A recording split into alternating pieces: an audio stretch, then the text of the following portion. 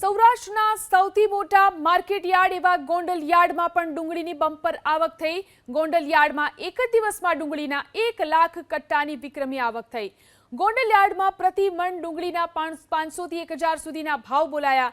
રાજસ્થાન, કર્ણાટક, મધ્યપ્રદેશ સહિતના રાજ્યોમાંથી વેપારીઓ ડુંગળીની ખરીદી કરવા ગોંડલ યાર્ડમાં આવ્યા।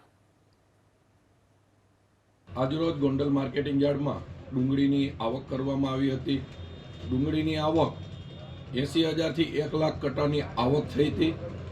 જ્યારે આજે ખેડૂતોને ડુંગળીના ભાવ 500 રૂપિયાથી લઈ અને 1000 રૂપિયા સુધીના ભાવ ડુંગળીના અત્યારે જાય છે। હું સમગ્ર સૌરાષ્ટ્રના ખેડૂતોને ગોંડલ માર્કેટિંગ યાર્ડ ઉપર ભરોસો છે। ખેડૂતોને અહીંયા ભાવ સારા મળે છે। સમગ્ર દેશમાંથી વેપારીઓ અહીંયા ખરીદી કરવામાં આવે છે। તો આ તરફ રાજકોટ માર્કેટ યાર્ડમાં પણ જણસીની ભરપૂર આવક। આજે સવારે જ ખેડૂતો મગફળી, સોયાબીન અને કપાસ સહિતની જણસી લઈને રાજકોટ માર્કેટ યાર્ડ પહોંચ્યા।